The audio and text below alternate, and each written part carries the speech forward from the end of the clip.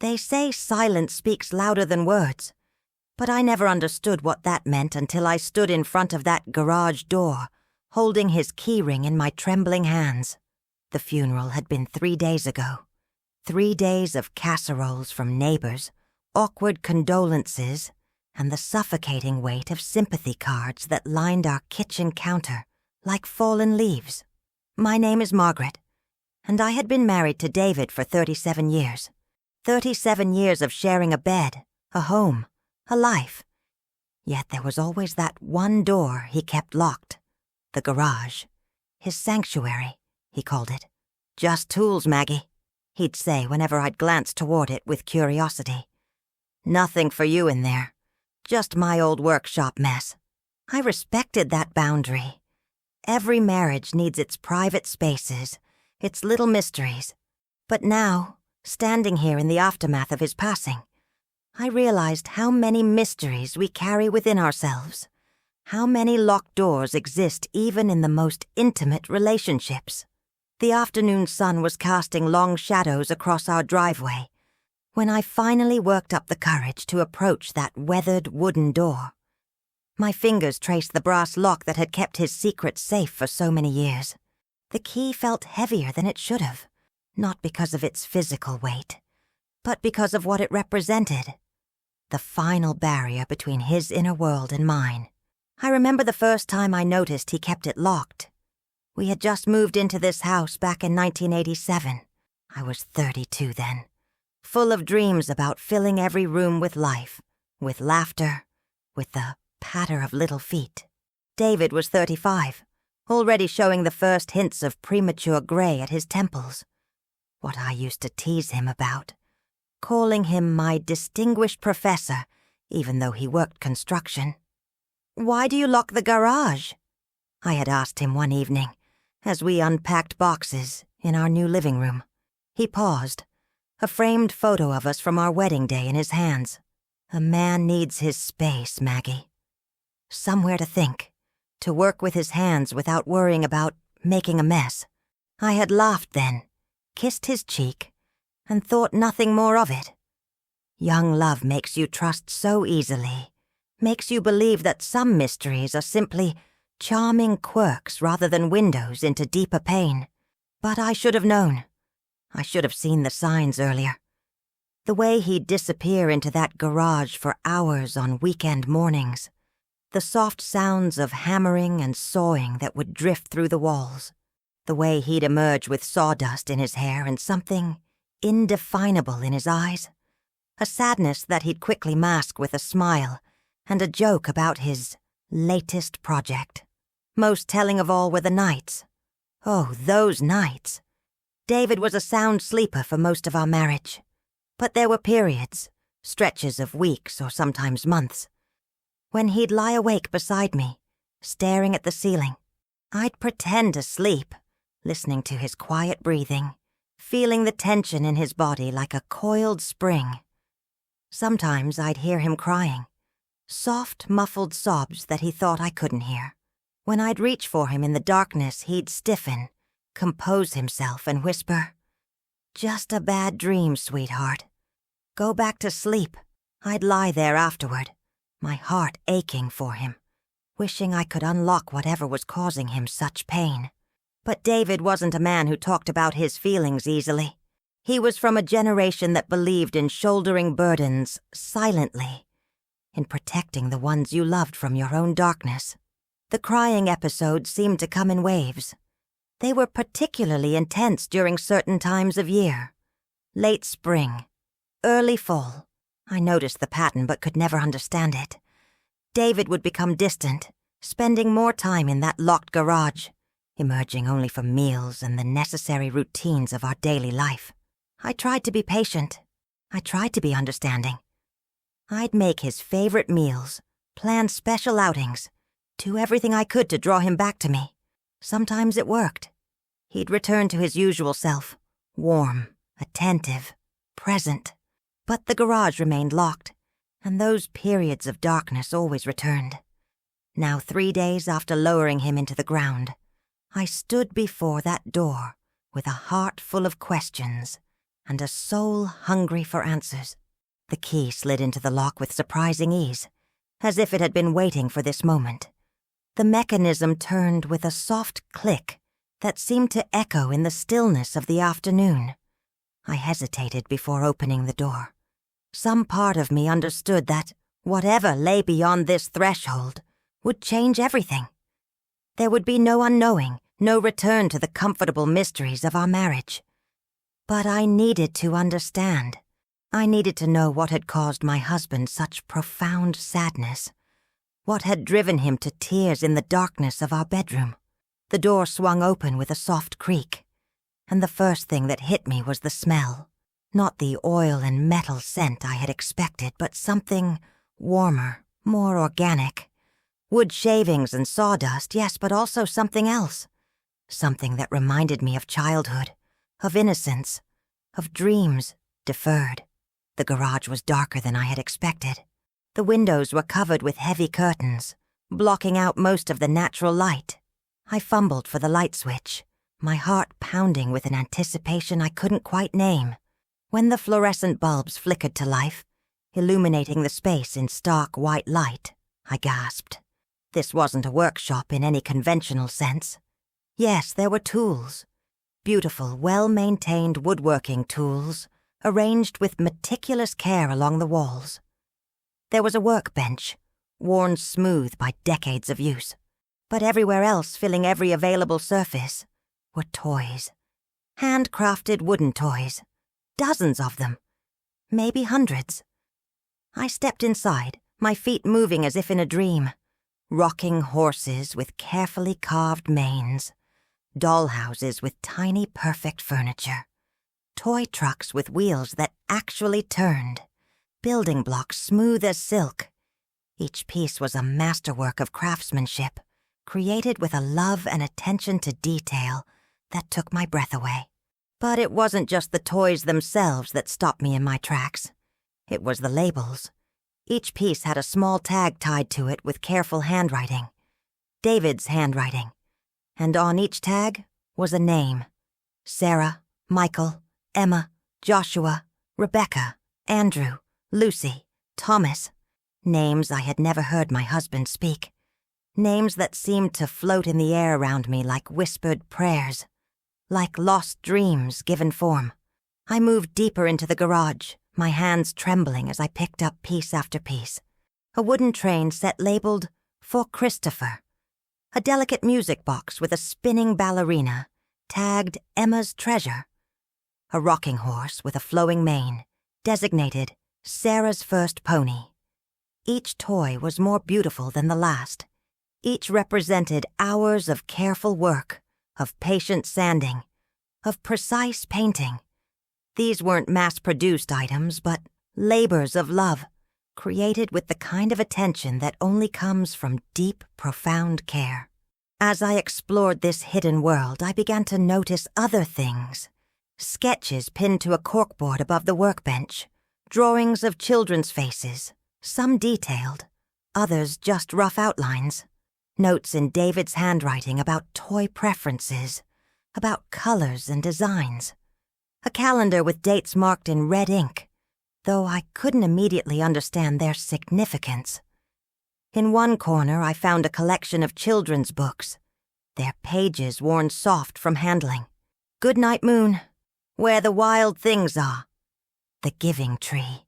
Books David had never read to me, but clearly had read to someone, or perhaps had prepared to read to someone. The weight of realization began to settle on my shoulders like a heavy cloak. These weren't just toys. They were hope made manifest. They were the dreams of a man who had prepared for children who never came, who had continued creating and building and hoping long after hope seemed reasonable. I sank onto a small stool near the workbench, my legs suddenly unable to support me. The truth was washing over me in waves, each one more powerful than the last. David hadn't been hiding a workshop from me. He had been hiding his heart, his broken, hopeful, eternally loving heart. My mind raced backward through our marriage, re-examining moments with new understanding. The way he'd light up around other people's children. The way he'd always volunteer to help with the church nursery. The way he'd pause longingly in the toy sections of department stores, claiming he was just browsing. The periods of sadness, the nights of crying, they weren't random. They were grief made cyclical, returning like tides to remind him of what we had lost, what we had never had, what he had never stopped hoping for.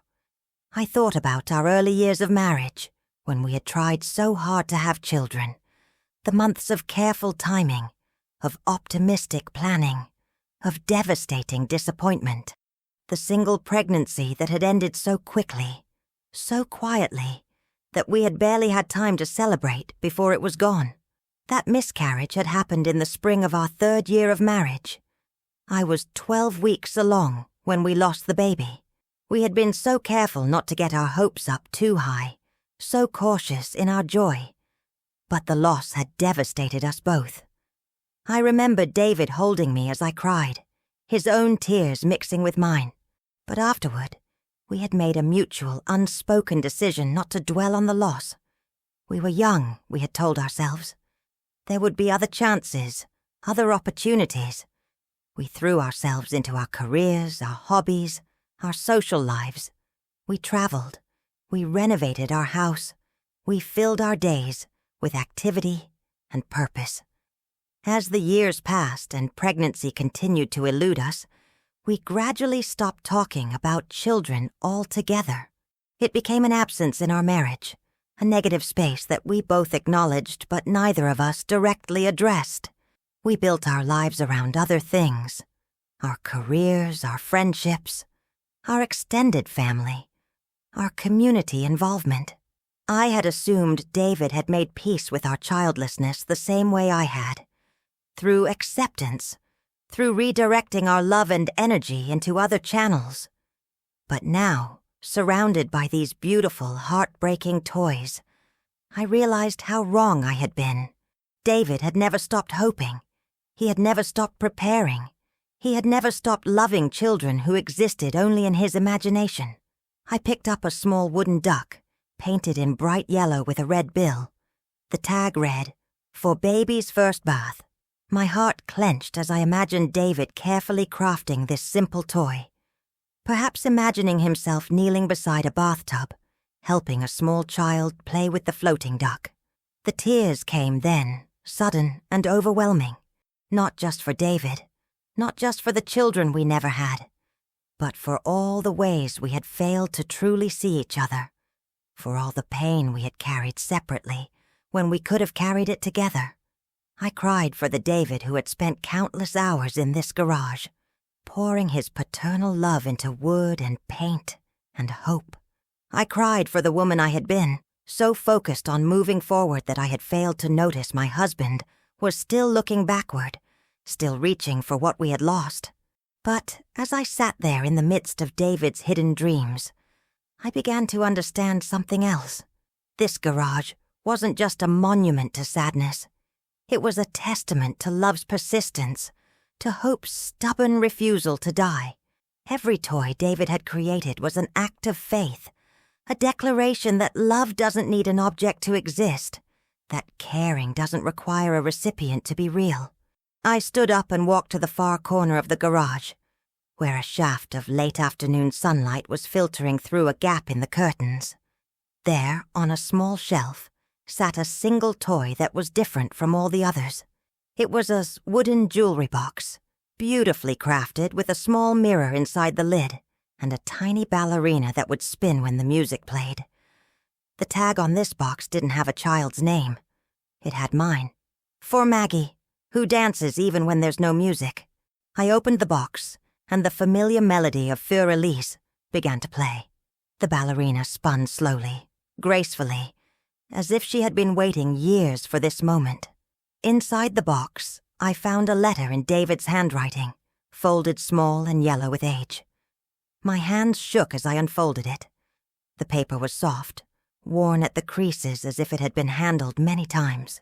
The date at the top was from 15 years ago, but the words felt as fresh as if they had been written yesterday. "My dearest Maggie," it began. "If you're reading this, then I'm gone. and you finally found my secret.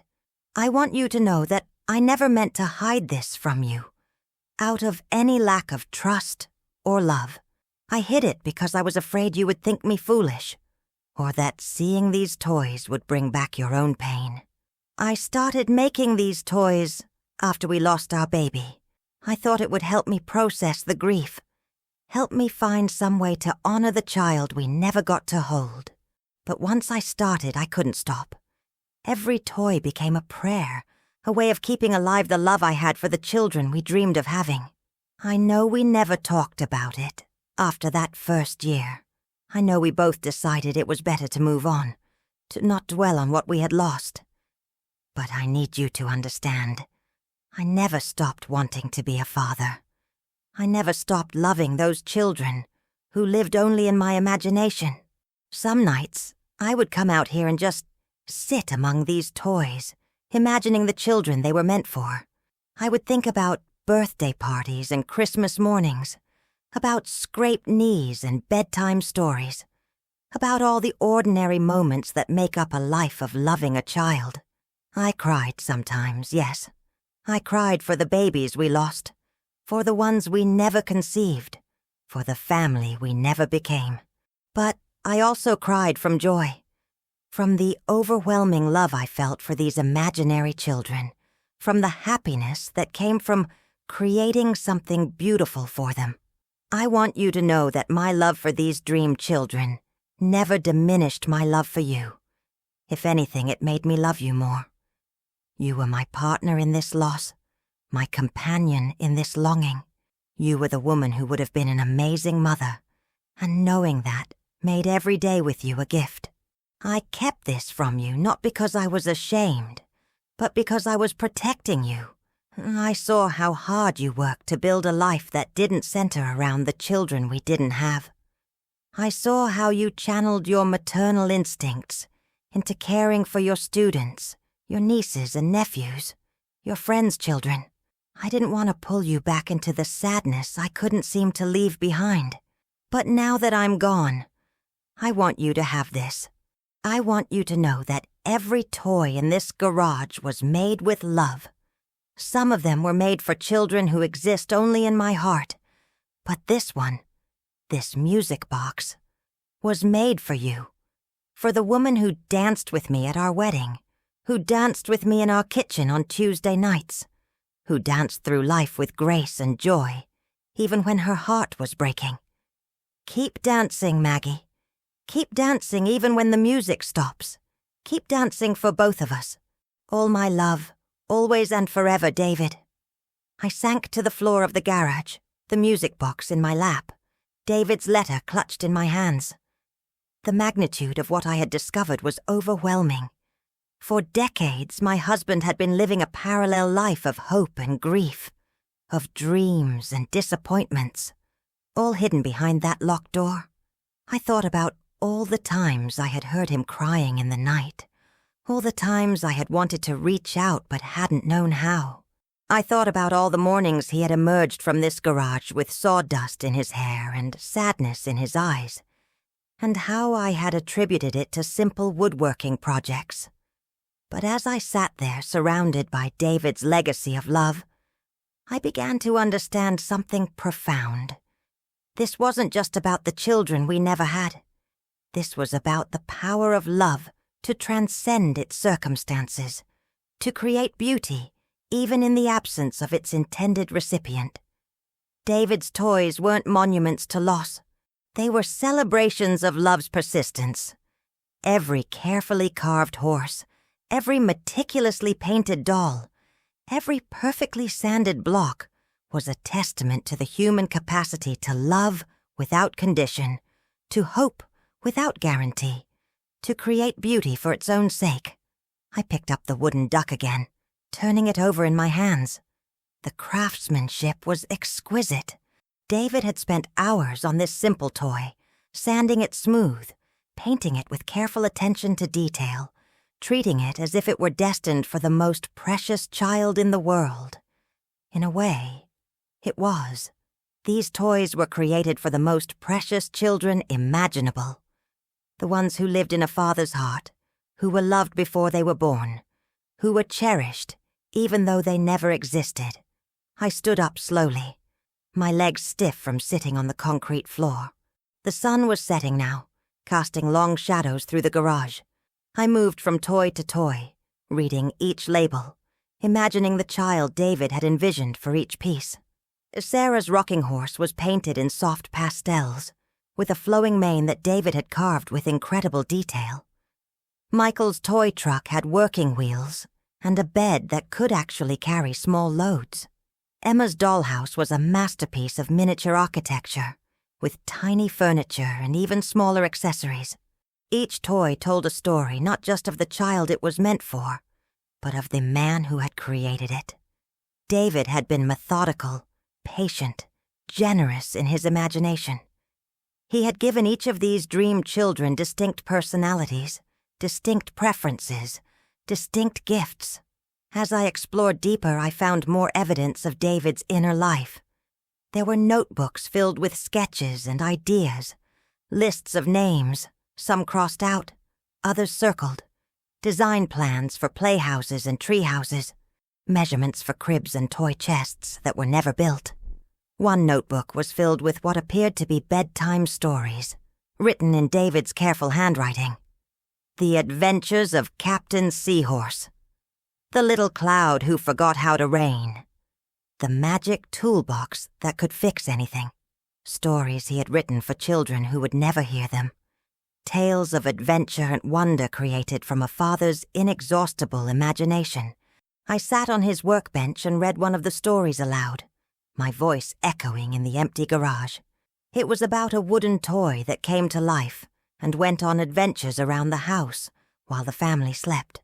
The toy's greatest joy was making children happy, even though it had to pretend to be inanimate during the day. The parallels weren't lost on me. David had been like that toy, filled with love for children, coming alive in the privacy of his workshop, creating joy even when no one was watching. As the evening deepened, I realized I had been in the garage for hours. The outside world had grown quiet, the last light of day fading into the soft blue of twilight. I should have been hungry, should have been tired, but I was sustained by something else, by the profound connection I felt to David in this space, by the deep understanding that was finally dawning. I found a small chair in the corner, child-sized, perfectly proportioned, painted in cheerful red and yellow stripes. I sat down, feeling like Alice in Wonderland, and looked around at this kingdom of dreams that my husband had built. The silence in the garage was different from the silence in the rest of our house. It wasn't empty or hollow. It was full of love, full of hope, full of the echoes of imaginary laughter. This was where David had come to be a father, where he had practiced the role he never got to play in real life. I understood now why he had cried at night. It wasn't just grief for what we had lost. It was the overwhelming emotion of loving so deeply, so completely, without any way to express that love except through wood and paint and imagination. I thought about our marriage with new eyes. All those years, I had believed we were sharing our disappointment, our acceptance, our redirected dreams. But David had been carrying a secret burden, a private joy, a hidden sorrow that he had never shared with me. Part of me felt hurt by this exclusion. Why hadn't he trusted me with this? Why hadn't he believed I would understand? But even as these thoughts arose, I knew the answer. David had been protecting me, yes, but he had also been protecting himself. This garage was his sacred space, his private altar to the love he couldn't express anywhere else. I picked up another toy, a small wooden train engine painted in bright blue with yellow trim. The tag read, "For Tommy's first train set." I held it up to the light, admiring the careful detail work, the smooth wheels, the tiny bell that actually rang when I touched it. Tommy? Who was Tommy? A child David had imagined on a lonely Saturday afternoon. A name he had seen in a book or heard in a park. It didn't matter. What mattered was that David had loved Tommy enough to spend hours creating the perfect train for him, to imagine him playing with it, to dream of the joy it would bring. The tears came again, but they were different now. Not tears of sadness, but tears of understanding. I was crying for the beauty of David's hidden love, for the generosity of his secret heart, for the way he had continued to nurture hope, even when reason suggested it was futile. I was also crying for myself, for the woman who had built walls around her own grief, who had been so focused on moving forward that she had missed the depth of her husband's continuing sorrow. We had grieved separately when we could have grieved together. We had hidden our ongoing hope from each other when we could have shared it. But as I sat there in the fading light, surrounded by David's magnificent obsession, I realized something else. This wasn't a tragedy. This was a love story. A love story about a man who had loved so deeply that he had created an entire world for children who existed only in his heart. Every toy in this garage was a love letter. Every sketch was a prayer. Every story was a lullaby sung to babies who would never sleep, but who lived forever in the dreams of their father. I stood up and walked to the workbench, where I found David's tools, arranged with military precision. Each one was clean, well-maintained, clearly used with respect and care. These weren't just tools. They were instruments of love, the means by which David had translated his feelings into tangible form. I picked up a small carving knife, its handle worn smooth by David's hands. I could imagine him holding this same knife, carefully shaping a wooden animal or smoothing the edge of a toy boat. His hands had been strong but gentle, skilled at both construction work and delicate craftsmanship. Among the tools, I found a small box of photographs. Not family photos, but pictures David had clipped from magazines and newspapers. Children playing in parks, babies sleeping in cribs, families gathered around Christmas trees, images that had inspired his creations, faces that had sparked his imagination. Some of the photos had notes written on the back. For the Dollhouse family. Inspiration for the rocking horse. Perfect smile for the Jack-in-the-Box. David had been building a visual library of childhood, collecting images to fuel his dreams. I sat back down on the small red chair and looked around the garage one more time. The fluorescent light was harsh, but it couldn't diminish the magic of this place. This was where David had come to be himself completely. Not just my husband, not just a construction worker, but a father, a dreamer, a man whose love was so vast it had required an entire secret world to contain it.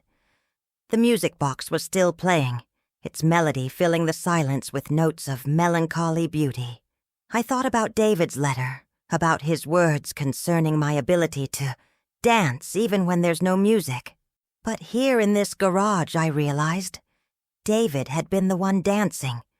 Dancing with phantoms, dancing with dreams, dancing with love itself. As the night deepened around me, I found myself thinking about forgiveness. Not just forgiving David for keeping this secret, but forgiving myself for not seeing it. We had both been trying to protect each other from pain. But in doing so, we had also protected each other from the full depth of our love. I thought about the children we never had, the babies we lost, the family we never became. For so many years I had tried to see our childlessness as a simple fact of life, something to be accepted and moved beyond. But David had understood something I had missed, that some loves are too powerful to be contained by circumstance, too important to be dismissed by reality. His toys weren't delusions. They were monuments to the persistence of love, to the human capacity to create beauty, even in the face of loss. They were proof that hope is not always about getting what you want, but about continuing to love what you've dreamed of. I picked up the music box again, watching the tiny ballerina spin. For Maggie, who dances even when there's no music. But David had been wrong about one thing. There was always music. There was the music of imagination, the music of hope, the music of love that continues even when its object is absent. I began to understand that this garage wasn't just David's secret. It was our secret, the hidden heart of our marriage that neither of us had been brave enough to acknowledge. We had both loved children we never had. We had both grieved babies we never held. We had both hoped for a family that never materialized. But David had been braver than I had been. He had refused to let that love die. He had found a way to keep it alive, to nurture it, to give it form and substance. Every toy in this garage was a small victory over despair, a quiet refusal to let hope be extinguished. As I sat there in the middle of the night surrounded by the evidence of my husband's secret love, I felt a strange kind of peace settling over me. Not the peace of resignation, but the peace of understanding. David hadn't been hiding his pain from me. He had been protecting his joy. This garage was where he had come to be happy. Here, surrounded by toys for children who would never outgrow them, he had found a way to be the father he had always wanted to be. Here he had practiced love in its purest form. Love without condition, love without expectation. Love that creates beauty, simply because it cannot contain itself. I thought about the nights I had heard him crying, and now I understood that those tears weren't just tears of sadness. They were tears of overwhelming love, tears of gratitude for the privilege of feeling so deeply, tears of joy for the children who lived in his heart. The music box had stopped playing, but I wound it up again, letting the melody fill the silence once more. The ballerina spun, her tiny arms outstretched, her face painted with a serene smile. She was beautiful, this little wooden dancer, created with the same love and attention that David had given to every other piece in this garage. I held the music box against my chest and felt something shift inside me. This wasn't an ending. This was a beginning. David was gone, but his love lived on in every toy, every sketch, every story he had created. His legacy wasn't just in the life we had built together, but in this secret world he had constructed from pure imagination and hope. I stood up and walked to the garage door, looking out at the night sky. The stars were bright, scattered across the darkness like promises of light. I thought about David, about the man I had married, the man I had lived with, the man I had never fully known, until this moment. He had been so much more than I had realized. Not just my husband, but a dreamer, a creator, a father to children who existed only in his heart. He had loved with a depth and persistence that took my breath away. He had hoped with a courage that humbled me. I walked back to the small red chair and sat down one more time. The garage felt different now.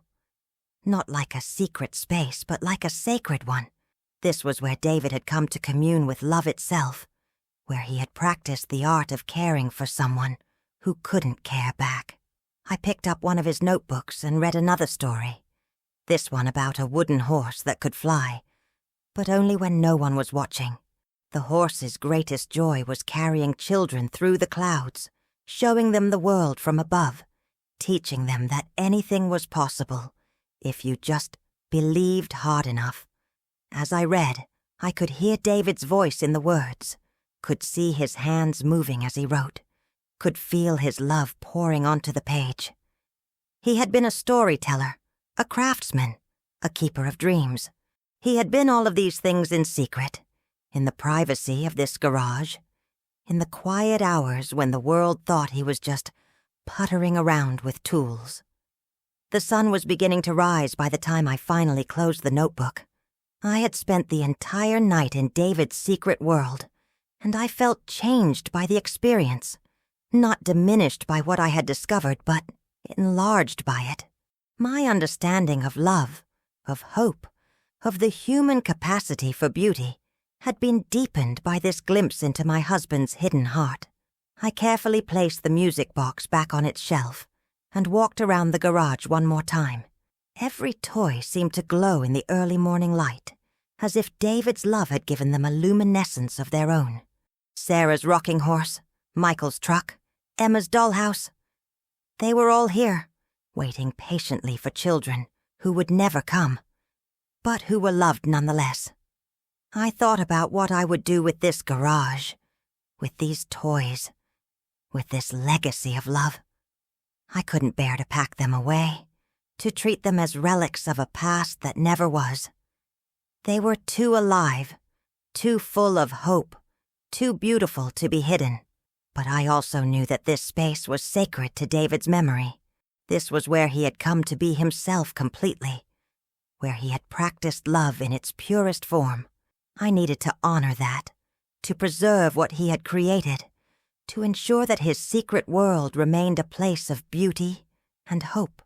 As I stood there in the growing light, I realized that I wasn't alone in this garage.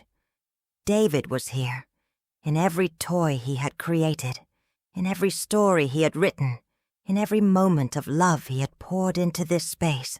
He was here in the careful attention to detail, in the generous imagination, in the stubborn refusal to let hope die. I picked up the music box one more time and wound it up. The melody filled the air and the ballerina began to spin. For Maggie, who dances even when there's no music. But I wasn't dancing alone. I was dancing with David, with the children we never had, with the dreams we never shared, with the love that had created this beautiful, heartbreaking world. The tears came again, but they were different now. They were tears of gratitude, tears of wonder, tears of deep, abiding love.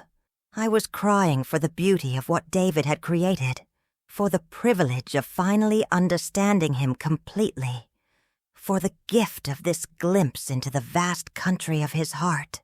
I sat on the concrete floor of the garage, holding the music box, listening to the melody that David had chosen for me. The ballerina spun, her arms outstretched, her face serene. She was dancing just as David had said I did, even when there was no music to be heard. But there was always music. There was the music of love that continues beyond death, the music of hope that survives disappointment, the music of dreams that create beauty even when they never come true. David had heard that music every time he entered this garage, every time he picked up his tools, every time he began work on a new toy for a child who lived only in his imagination. Now I could hear it too. The music of love that doesn't need an object to exist, that creates beauty simply because it cannot contain itself. The music of hope that builds worlds from dreams, that makes something from nothing, that transforms grief into art. I closed my eyes and let the melody wash over me. Let David's love surround me like a warm embrace. In the silence that followed the last note, I felt something I hadn't felt since his death. Not just sadness, but peace. Not just loss, but love. Not just an ending, but a beginning. When I finally opened my eyes, the garage was filled with morning light. The toys seemed to glow, each one a small miracle of love made manifest. Sarah's rocking horse, Michael's truck, Emma's dollhouse. They were all here, waiting patiently, loved completely, perfect in their patient existence. I stood up slowly, my body stiff from sitting on the concrete floor all night. But my heart felt lighter than it had in weeks. I had spent the night with David, in the secret world of his deepest love, and I had finally understood what he had been trying to tell me all those years. Love doesn't need permission to exist. Hope doesn't need guarantee to be worthwhile. Beauty doesn't need an audience to be perfect. David had known these things, had lived them, had created an entire world based on their truth. As I walked toward the garage door, I turned back one more time. The toys sat in their patient glory, each one a small poem of love, each one a whispered prayer for children who would never age, never outgrow their wonder, never forget the magic of imagination. I picked up the music box and held it against my heart. For Maggie, who dances even when there's no music. But David had been wrong about one thing. There was always music. There was the music of love that continues beyond circumstance. The music of hope that builds worlds from dreams. The music of the human heart that refuses to stop believing in beauty. Standing there in the doorway of David's secret world, I felt him with me. Not as a ghost, not as a memory, but as a presence. A love that had found a way to transcend death itself. He was in every toy, every story, every moment of hope that had created this beautiful, heart-breaking sanctuary. The sun was fully up now, casting long shadows across the garage floor. I knew I would return to this space, would spend time with David's toys, would read his stories, would continue to discover the depth of his love. But for now, I was content to stand in the doorway, holding the music box, listening to the silence that was full of music, dancing with the love that would never die. In the distance, I could hear the sounds of the waking world, cars starting, birds singing, the ordinary symphony of a new day beginning. But here in this garage, time moved differently. Here, children who had never been born played with toys that would never break. Here, love had found a way to exist outside of time, outside of circumstance, outside of the ordinary rules that govern the world. I wound up the music box one more time and let the melody fill the air. The ballerina spun, her arms outstretched, her face peaceful. She was dancing for David, for me, for the children we never had, for the love that had created this world of beautiful impossibilities. As the music played, I began to understand that this wasn't just David's secret. It was our secret now, the hidden heart of our marriage that had finally been revealed. We had both loved children we never had. We had both hoped for a family that never materialized. We had both carried dreams that seemed to end in disappointment. But David had found a way to keep those dreams alive, to nurture them, to give them form and substance in this secret world he had created. Every toy was a victory over despair. Every story a refusal to let hope die. Every moment spent in this garage, a celebration of love's persistence. I thought about the years ahead, about how I would carry this knowledge forward. David's toys would need care, would need someone to dust them, to preserve them, to remember the love that had created them. I would be their guardian now, the keeper of dreams that had been too precious to share, but too beautiful to abandon. The music box wound down, the ballerina slowing her spin until she stood still, her arms forever outstretched in an eternal dance. I closed the lid gently and held the box against my heart one more time. Then I walked to the light switch and stood there for a moment, looking back at this world David had built from pure love. I thought about the children whose names graced every toy. Sarah, Michael, Emma, Joshua, Rebecca, Andrew, Lucy, Thomas, Christopher, Tommy. They were all here, living forever in the imagination of the man who had loved them before they were born, who had continued to love them, even though they never existed. As I reached for the light switch, I whispered their names aloud, a roll call of dreams, a litany of love. Each name echoed in the silence, each one a small prayer, each one a testament to the power of hope to create beauty from nothing. The fluorescent lights flickered off, but the garage didn't feel dark. It felt peaceful, settled, like a church after evening service. The toys were still there in the darkness, still waiting, still loved, still perfect in their patient existence. I stepped out into the morning sunlight and closed the garage door behind me. But I didn't lock it. That door would never be locked again. David's secret world was my world now. Our world. A place where love had found a way to exist, without condition, without expectation, without the ordinary rules that govern the rest of life. Walking back toward the house, I felt different. Not just because I finally understood David's deepest secret, but because I had been changed by witnessing such pure, persistent love. I had seen what it looked like when hope refuses to die, when creativity becomes a form of prayer, when love creates beauty simply because it cannot contain itself. In the kitchen, I made myself a cup of coffee and sat at the table where David and I had shared thousands of meals, thousands of conversations, thousands of ordinary moments that had made up our life together.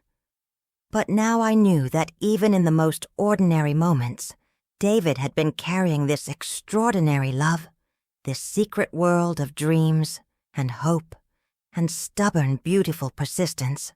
I opened David's letter again and read it once more, hearing his voice in every word, feeling his love in every sentence.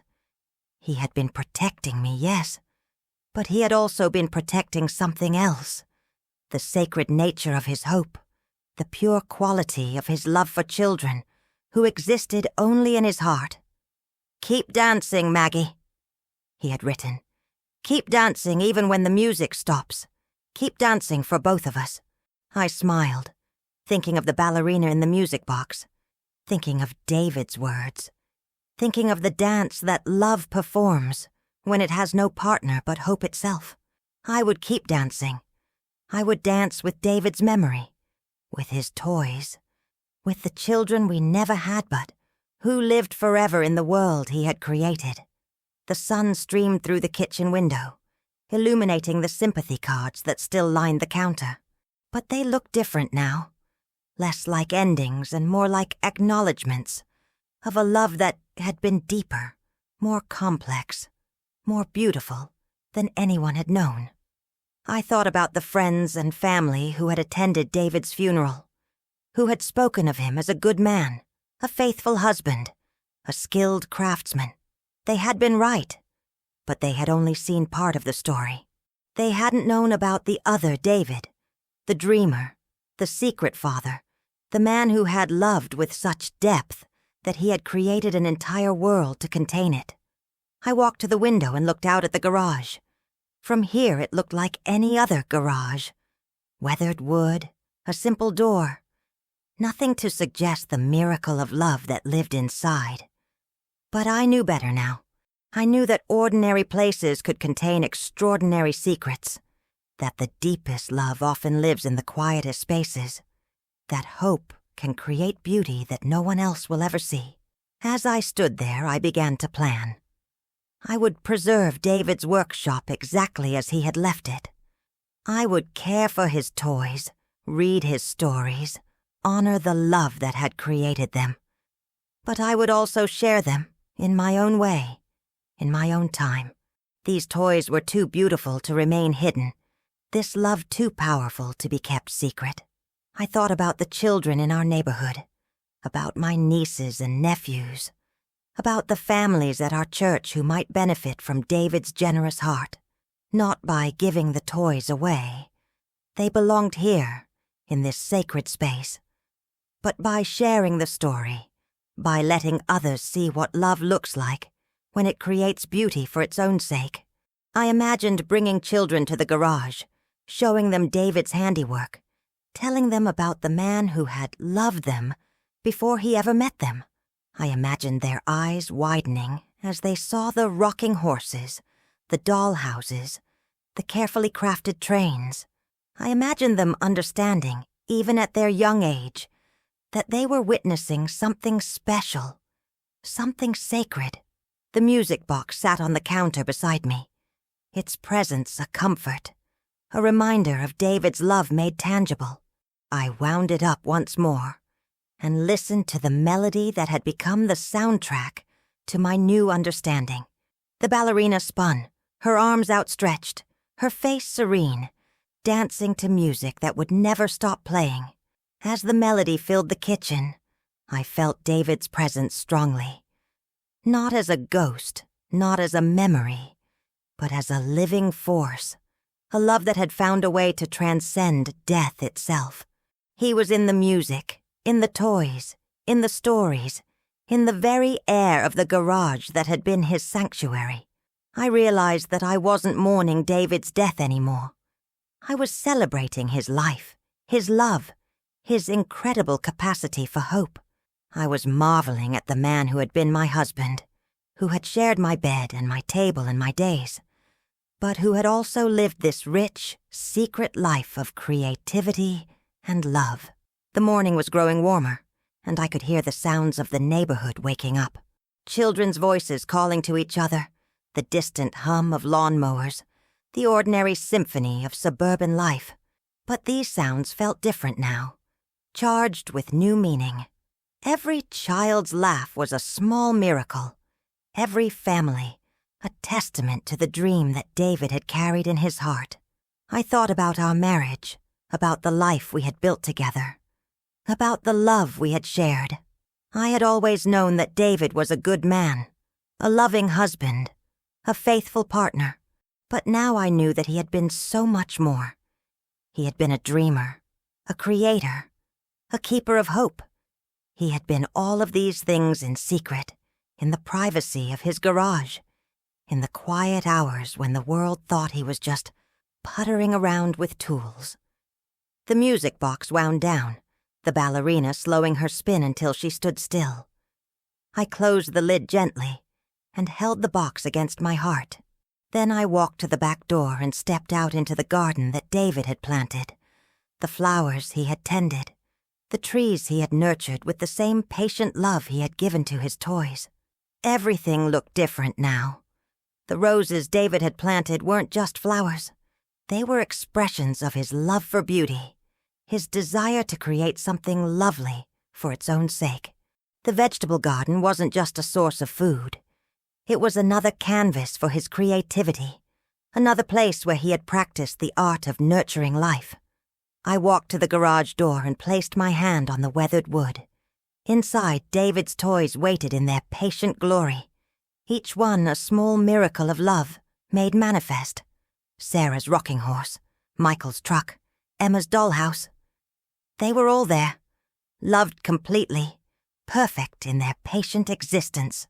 I thought about the children whose names graced every toy, about the lives David had imagined for them, about the love he had poured into every carefully crafted piece. They were his children, in the truest sense, born not of flesh and blood, but of hope and imagination and stubborn, beautiful persistence. Standing there in the morning sun, I felt a deep sense of gratitude, not just for the years I had shared with David, but for this glimpse into the vast country of his heart. I had been married to a man of extraordinary depth, extraordinary love, extraordinary capacity for hope. I had been loved by someone who understood that love doesn't need permission to exist, that hope doesn't need guarantee to be worthwhile, that beauty doesn't need an audience to be perfect. The day stretched ahead of me, full of possibility. I would return to the garage, would spend time with David's toys, would read his stories, would continue to discover the depth of his love. I would be the guardian of his dreams, the keeper of his hope, the witness to his beautiful, heartbreaking persistence. But for now, I was content to stand in the garden, holding the music box, listening to the silence that was full of music, dancing with the love that would never die. David was gone, but his love lived on, in every toy, every story, every moment of hope that had created this beautiful, impossible world. In the distance, a church bell chimed the hour, its sound carrying across the neighborhood like a blessing. I thought about the service we had held for David, about the words that had been spoken, about the tears that had been shed. They had all been true, but they had been incomplete. They had honored the man we knew, but they hadn't celebrated the man he had been in secret, the dreamer who had built a world from pure love.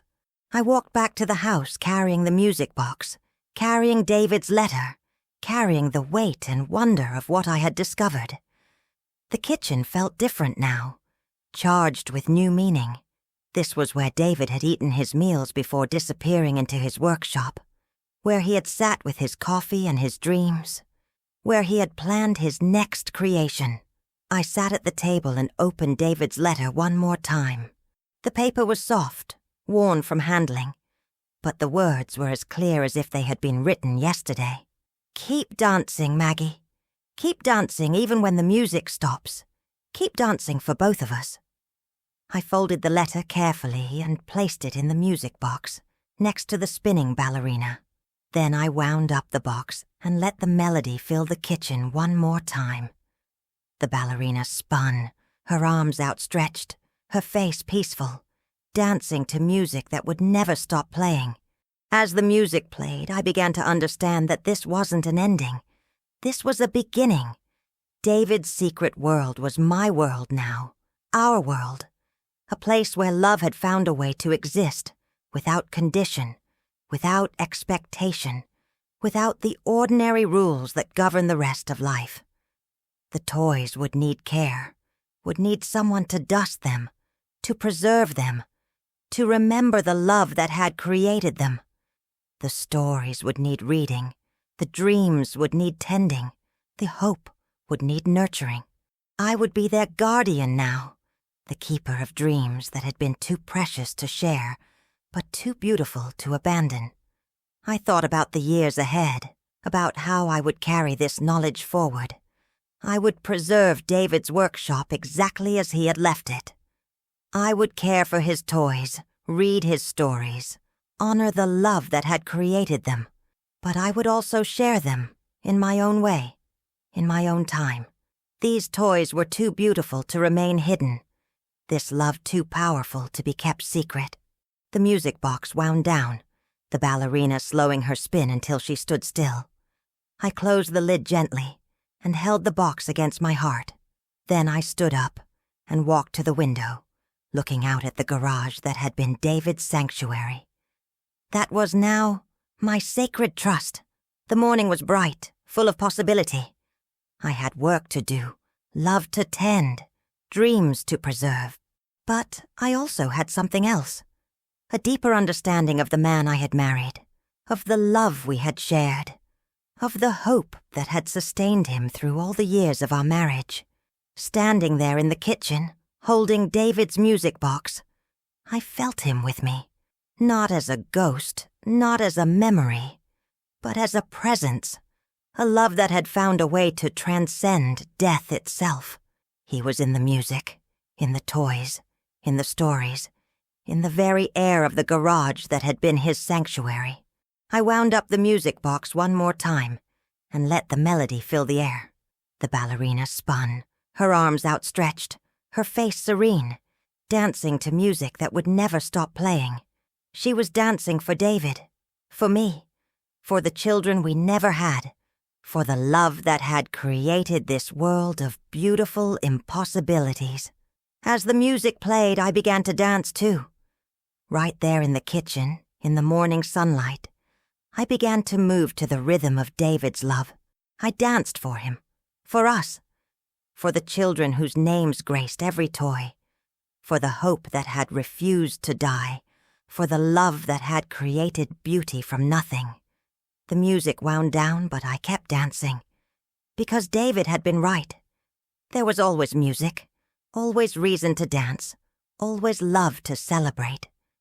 There was the music of hope that builds worlds from dreams, the music of love that continues beyond death, the music of the human heart that refuses to stop believing in beauty. Standing there in the silence, still swaying to the rhythm of David's love, I felt complete. I had finally understood the man I had married, the love we had shared, the hope that had sustained us both. I had found the key to David's heart, and in doing so, I had found my way back to my own. The garage door stood closed but no longer locked. Inside, David's toys waited in their patient glory, each one a small miracle of love made manifest. They would wait for me, would welcome me, would share their stories and their dreams. They would be my companions in this new chapter of life, my guides in learning to love without condition, to hope without guarantee, to create beauty for its own sake. I picked up the music box and held it against my heart one more time. For Maggie, who dances even when there's no music. But David had been wrong about one thing. There was always music. There was the music of love that doesn't need an object to exist, the music of hope that survives disappointment, the music of dreams that create beauty even when they never come true. Walking toward the garage, I felt David's presence strongly. He was waiting for me there, in the world he had created, in the love he had preserved, in the hope he had refused to abandon. He was waiting to share his secrets, his dreams, his beautiful, heartbreaking persistence. I reached for the garage door handle and paused. Beyond this threshold lay a world of toys and stories, of dreams and hope, of love that had found a way to exist without condition. It was David's world, but it was my world now too, our world, where love had triumphed over circumstance, where hope had created beauty from nothing, where dreams had found a way to live forever. I opened the door and stepped inside, into the world of David's secret love, into the sanctuary where hope had built a kingdom from dreams.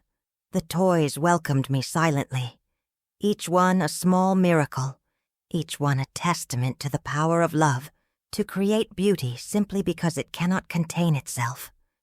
In the quiet of the garage, surrounded by the evidence of David's extraordinary heart, I felt peace. Not the peace of ending, but the peace of understanding.